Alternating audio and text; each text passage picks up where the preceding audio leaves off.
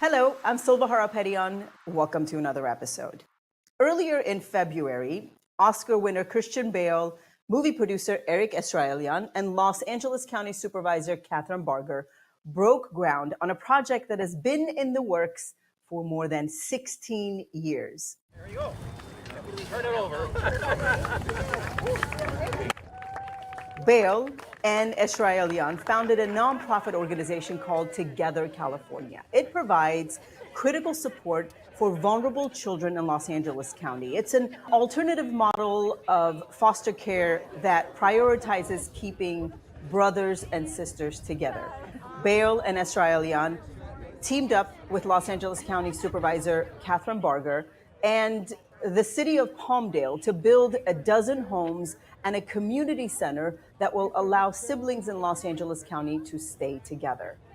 The project was Bale's brainchild, who is known on the silver screen for playing Batman. He's been wanting to build a community since he moved to California in the early 1990s after hearing about the huge number of foster children in Los Angeles County, and then learning how many brothers and sisters had to be separated in the system.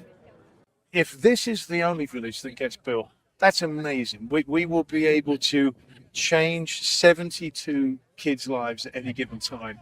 With the number of homes we have, with a permanent salaried parent, they will be with their brothers and sisters. If they can be reunited with their birth parents, then they will, because that's so important as well. And we have programs to prevent people ever entering the foster care system. And then also what we focus on is the aging out process, right? Which is where so much goes wrong in the foster world, where kids end up on the streets, and 50% end up homeless, and many, as you said, become incarcerated. So it isn't, you're quite right, it isn't just dealing with one issue, it becomes multiple issues that hopefully will be able. The vision for Together California will be to help these children grow up and then, basically transition to adulthood in a supportive environment with a support network that's there to help them. And that's one of the reasons, I'm honored to have a faculty position at UCLA, and all of my colleagues at UCLA have rallied around this project ever since I told them about it. The 12 homes anchored by the community center are set to finish in April of 2025. Bale and Esrailian credit Los Angeles County Supervisor Kathryn Barger for this project in the making for 16 years. I have such a sense of joy because Together California, keeping brothers and sisters together, is going to be transformational for the kids that are going to be coming into it, but it's also for the system, because I see this as one of many to come, many villages throughout the county.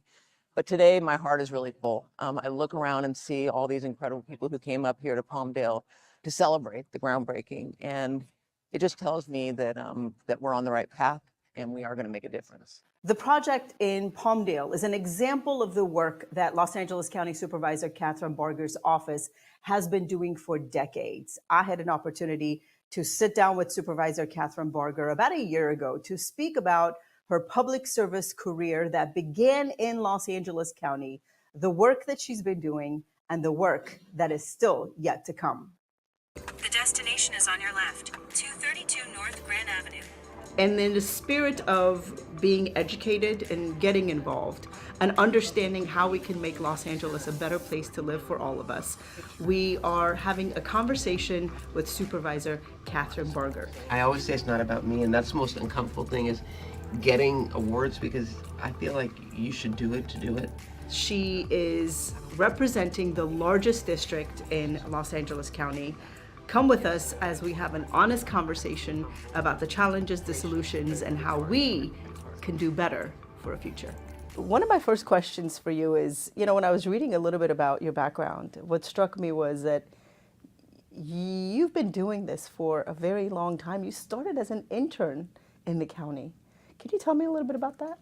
Sure. So I'm from the area and went to college back east in the Midwest in Ohio. And during the summer, I would come back to California, and I worked for the former supervisor as an intern in his Pasadena field office. And I always tell people that's really where I cut my teeth on public service, because in a field office, you're getting calls from constituents who have concerns, issues, for the most part are unhappy. And my job was to be a case manager, take those calls, and while I couldn't automatically fix it, to make sure that they were heard and that their concerns were investigated. And so I did that for 2 summers and then graduated from college and ended up staying back east. I went to Washington, D.C. for 2 years and actually worked in the private sector, never anticipating that I would work in government again, but was fortunate enough to move back here. I miss my family, I miss my friends, moved back to California, and Supervisor Antonovich had an opening here, and I began my public service then in 1989. How important do you think that is as we see young people chart out their careers, particularly young women aspiring to have executive offices? How important is it to really have that experience, start from the bottom to, build out the grit to climb the ladder?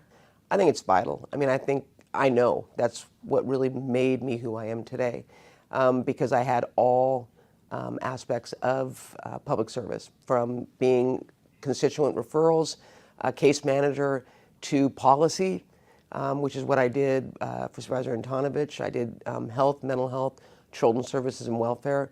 So I got the understanding of those policy decisions that are being made for the county, and then was promoted to chief of staff, and then ultimately was fortunate to be elected. It made me who I am. I mean, if I had not started at the bottom, I would not understand the complexities of what this county does. So for me, it's one thing to say I want to start at the top, but if you start at the top, you're going to miss out on really opportunities to be at the top of your game in the job that you do. I mean, let's be real. It's not easy to hold an executive office, right? You make it look easy, but just the journey itself is very difficult. As a woman, can you talk to us a little bit about, give us some insight as to some things you've learned in the process? Well, first of all, I'll say that, working with 5 women now on this board, when I started in the county, it was 5 men. And then add 1 woman, but it never was a majority of women, and now the entire board is made up of women. And so what I would say to the young girls and women that want to get into public service and get into executive positions, we've paved the road for you. We have broken the glass ceiling. That doesn't mean that it doesn't exist, but I can tell you, again, when I started here, not only was the board predominantly all male, but department heads were all male. And now you see department heads that are female, that are given the opportunity. And in part, I think one of the disadvantages that women have had is that when they begin families, they have to take time off, which means when they come back, they're 1 step behind. So we've tried to make it a level playing field and have been successful in doing that, recognizing and uplifting women. But I tell people that, there is no end to what you can do when you put your mind to it. And don't think that it may look easy and it has its moments, but it's work, it's a job. And if you work hard, I really do believe there is no end to what you can do. Speaking of the work, dealing with constituents is not easy. Obviously, you've been in field office, so you know the ins and outs of that. But your county, your district within the county, largest district, it stretches from Kern County to Ventura County, all the way to San Bernardino County, and all the cities in between. How do you manage to really address the issues of the constituents in those areas? Because every region has their own challenges, and every region has their own needs and specific environment and specific culture. Could you talk to us a little bit about how you maneuver that process? First of all, you just identified why I love the 5th District. It's not a one-size-fits-all. What's right for the San Gabriel Valley is not going to necessarily be what is needed in the Antelope Valley, and what's needed in the San Fernando Valley area, it may not jive with what's going on in the San Gabriel Valley. So it's always a different issue each day, but it's about the team that you have around you. It's about who you hire and how you represent each corner of the district. So I have field offices up in the Antelope Valley, Santa Clarita, in the Universal City area, as well as Pasadena and then out in San Dimas. So I'm well represented throughout my entire district, and they are the eyes and ears for me of what's going on. Add on to that town councils, which are unpaid, elected in the unincorporated areas to be the voice of individuals in unincorporated areas. Incredible town councils, which also provide input. So it helps me do my job. One person couldn't do it, even if it were a smaller district. You have to have a good team around you that really does keep you abreast on what's going on. So I've been very fortunate, but you're right. I mean, it is an awesome task, but it's not insurmountable. And with the right people in place, you can represent your district in a way that really does show that you care. Do you have any secrets in hiring the right person? Now, I go with my gut, because while you can look at someone and they can be good on paper, it is about the right fit across the board. They may be good on paper at doing something, but we are a family here. I mean, if you think about it, you spend a lot of time with your colleagues, whether you like it or not. And so I always look at the holistic side of it in terms of who that person is and will they fit into this office. Because, you know, I'm not coming from policy. I'll get my own coffee. I'm very capable of you know, staffing myself. And so it's going to take someone that's going to be able to be nimble and work with me, especially when I'm out in the district, and I go out the district quite a bit. So it's not just what's on paper, and that's why I say there's no end to what you can do if you really put your mind to it. I mean, it's important to have a degree, it's important to be well-rounded, but hard work is something that stands out to me. And I love young people that are willing to roll up their sleeves and recognize that it's not a 9-to-5 job. This is not a 9-to-5 job. I'm coming off a weekend where I worked, not complaining. I love it. It was my choice to say yes to the events that I went to. But it's not for the faint of heart. I mean, you have to be ready to roll up your sleeves and get things done. And even though I don't go to every event, I expect my staff to represent, because I think it's important for my communities to know that I'm there for them. Speaking of communities, there is a large Armenian community in your district, and you have been a proponent of what they care about and have listened very carefully to their needs. Can we talk a little bit about how important that's been in making sure that the diaspora, the Armenian diaspora, feels heard and acknowledged and known? Can we talk a little bit about that? Absolutely. I do represent the largest diaspora outside of Armenia. And it has been my privilege, because the diaspora really understands the complexities of what's going on in Armenia and keeps reminding us of the needs, whether it be recognizing the genocide for what it is, or what is going on with the Lakshin corridor right now. And I absolutely believe that because of the fact that I was able to go to Yerevan with a delegation from the ANCA, it helped me better understand the connection between the diaspora here and Armenia. And I tell people, up until that point, I always felt it, but I didn't appreciate how deep it goes. And so my trip to Yerevan really opened my eyes about the connection between the people here in my area as well as the people in Armenia, and really giving back and working together. What did that feel like? What was your impression of Yerevan and the people, and what is it that you noticed that wasn't so apparent? You know, it's the love of Armenia, and it's the resiliency of the people that fled. I mean, my chief of staff was born in Yerevan and went with me and remembered why they fled, but also had a deep connection still there. Even though she moved at a young age, she still felt that connection to the people there. So I saw that firsthand. And then, of course, the food. I mean, you know, for me, it was incredible. And so it's on my list of places to go again in the not too distant future, because it truly was a treat for me to see Yerevan through the eyes of the ANCA that you know, and my chief of staff who was born there. Yeah. You know, you helped secure funding for the Armenian Museum. Um, we have been able to recognize April as Armenian History Month, right, in LA County. Yeah. And of course, the letter that the county essentially wrote, right, in support of opening of the Latching Corridor. Can you talk a little bit about the significance of that? Because a lot of people would say, this is a county. What can it do? What can it possibly do about global issues, right?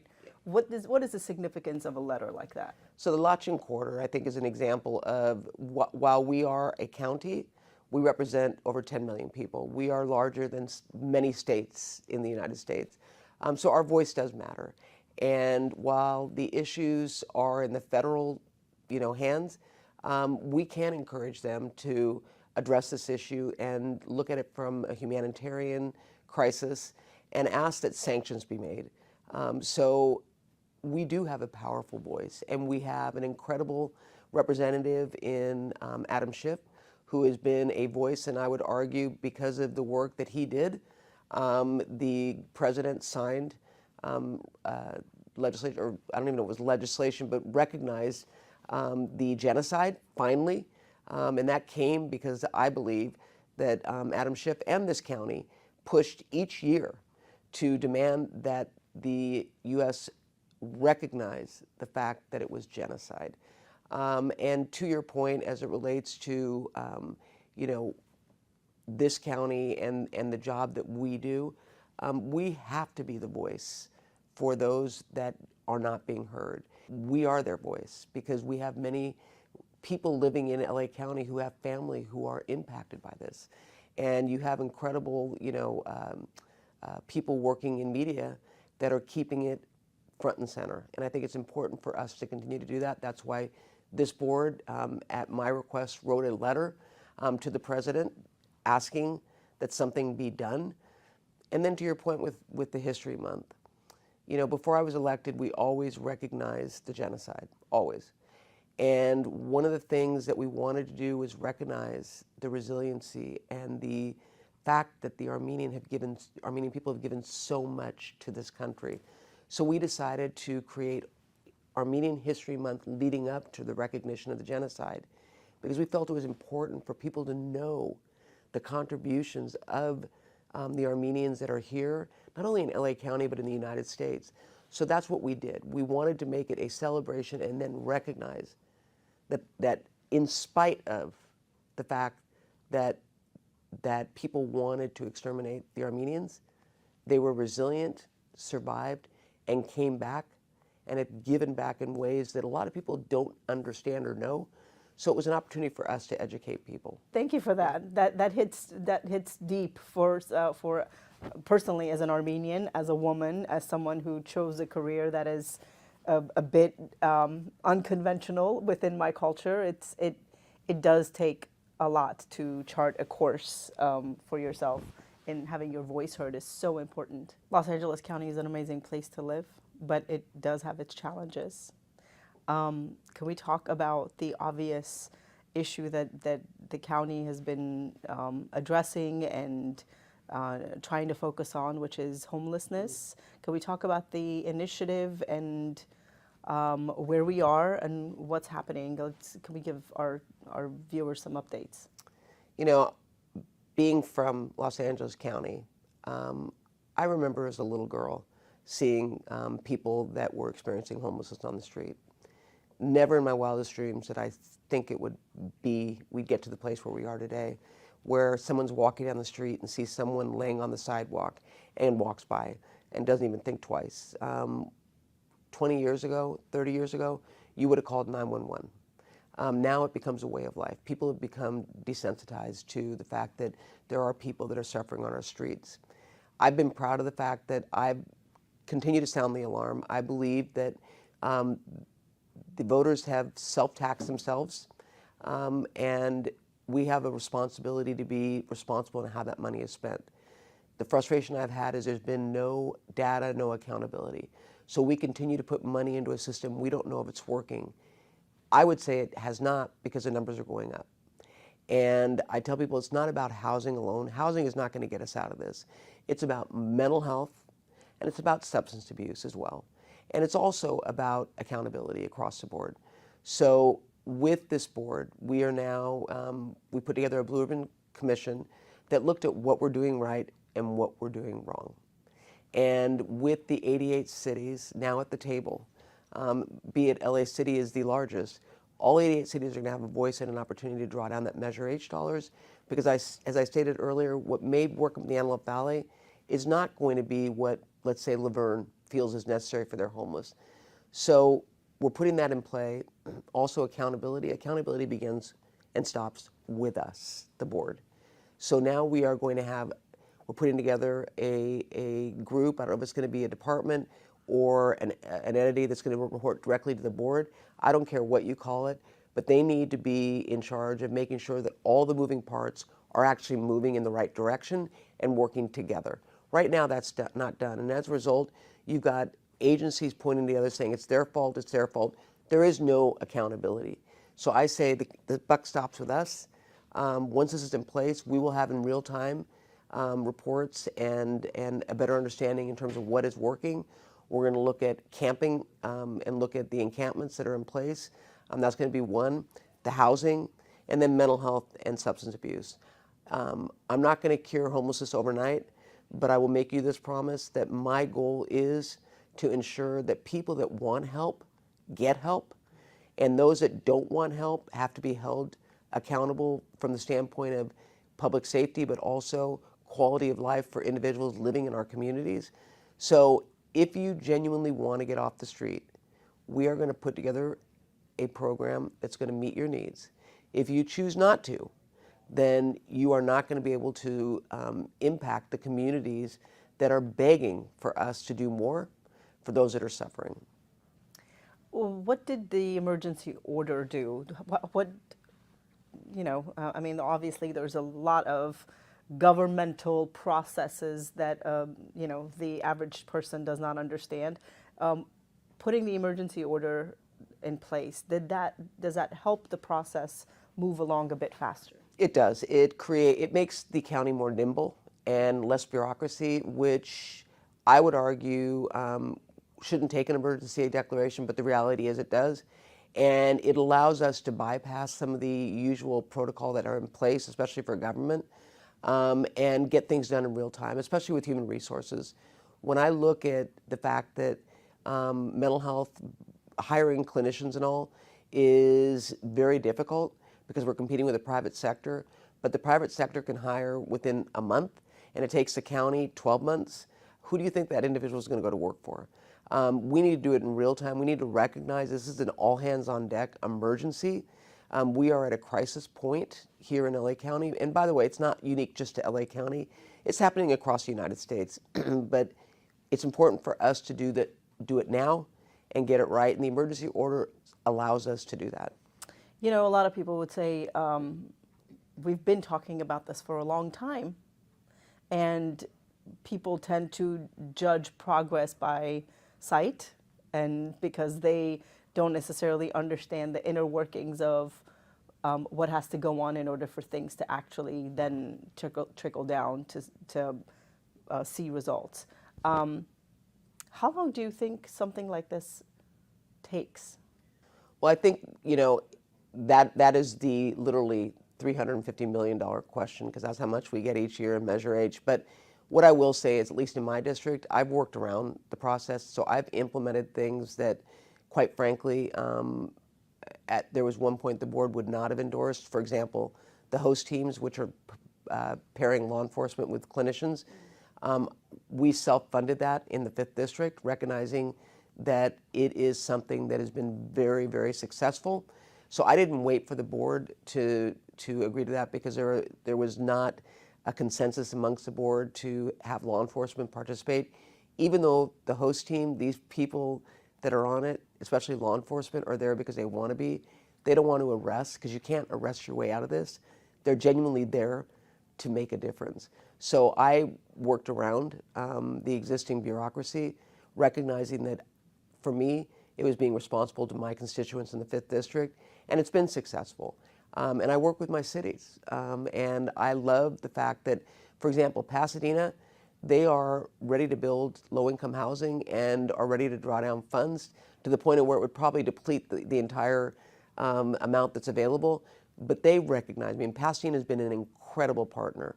Antelope Valley, you know, contrary to what you hear or see, they have been an incredible partner. We've built affordable housing, we built interim housing, we built emergency shelter. So it's countywide been slow, but in the 5th District, I have been aggressive working with my cities, and where they meet blockades and problems, we've figured out a way to get around it. That's amazing. Can we talk a little bit about the business owners that tend to be frustrated, partially because of the situation, and also, you know, exasperated by the lingering effects of COVID, right? Can we talk a little bit about them and how you have managed to keep them sort of on track and happy in the 5th District? Well, you know, we have taken all of our federal ARPA money and really invested it back in the community. And I was back in Washington, D.C. Because we just put together a panel, a commission, that I'm going to be vice chair addressing mental health. And one of the comments that was made time and time again was LA County is considered the gold standard as it relates to how we've reinvested our federal dollars, looking at equity, but also looking at the disproportionate impact it's had on certain communities, small businesses especially. So I'm proud of that. I'm proud of the fact that we have provided funding to especially small businesses who have suffered by no fault of their own and need that hands up because they're 1 month away from closing. And if they can get the financial resources to support them, they will be able to weather the storm. So that's been something that's been very exciting for me. We need to do more. People get back to work because while we're going to look at hybrid work weeks, maybe 440, 4 days, 40 hours, it's time for people to recognize that it's safe to go back. Being a woman yourself, working your way up into an executive office, understanding how important it is to have your rights and your rights honored and your voice heard. What do you think about what you've been watching as a woman and what they've been doing and how they've been sacrificing their lives just to have their voice heard? And getting away with it, which I think is even more frustrating. You know, we live in a society here in the United States where you can stand up and use your voice and protest, and it's a free country. I think that my frustration in watching what's going on in Iran is that we are using our voice here. But again, similar to what's going on in Artsakh, this country needs to stand tall and stand behind, especially people that are recognized as being persecuted. And I would argue in Iran, what we saw happen to women, I mean, which I understand the fact that in certain countries, women are required to do things. And I think it's up to that country to change that course. But to kill and put them in prison for using their voice is problematic. And this country, you know, stands on the fact that we have been the voice for the oppressed. And I would argue that we need to continue to do that. And you can do it in a democracy, but in a way that is sensitive to the needs of that country, but at the same time, use your voice and use our power. And when I see the women standing up here saying this is not right and not acceptable, I know it resonates not only amongst people here, but also people in Iran. And it gives that support. And unfortunately, it takes a strong woman. I mean, if you look at what Rosa Parks did when she took on segregation, it took one woman to really change the trajectory of how segregation is looked at in this country. I would argue that it took the death of someone in Iran to really highlight the need for the women to use their voices, but not just women, the people of Iran to use their voices and stand up and stand tall. What's a piece of advice you can give to the young people today who may be too far buried into their phones and not paying attention to necessarily global issues or government, local government, and policies and politics, and caring about only what's happening within their own little bubble. What's a piece of advice you have for them? Well, first of all, do your research. And when you take a position, understand both sides. I tell people, I think what makes me so effective at my job is I listen to both sides. I know my core beliefs, but I'm better at my job because I do listen to those that I may not agree with. And believe it or not, I've come to a place where I've sometimes changed my position based on new information. So what I would say to young people is do your research. If you're going to take a stand or you're going to come down and protest about something, understand what you're protesting about. Don't think that Facebook or Instagram are going to give you both sides of the story. Do your homework. But also understand that taking a position is what's going to create your future. And if you sit back and are on your phone or not engaged, in 20 years you're going to look back and say, how did this happen? And it happened because a vocal minority were able to drive really policy.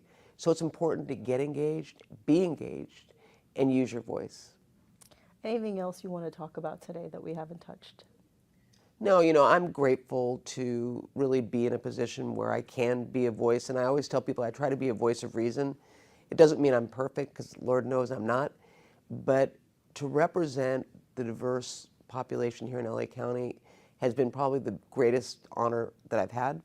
And when I go back to talk to representatives back in Washington especially, we really do have a lot of clout here.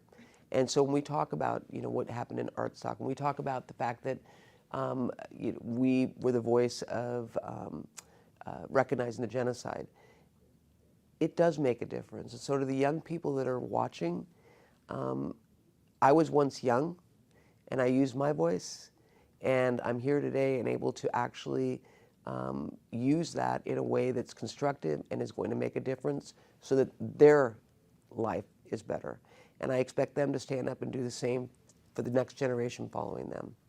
Thank you so much for your time. We appreciate you taking the morning to speak with us. My pleasure. Kathryn Barger is running for re-election this year. Check your ballot, do your homework, and no matter who you vote for, be sure to make it to the polls on March 5th. I'm Silva Harapetian. See you next time.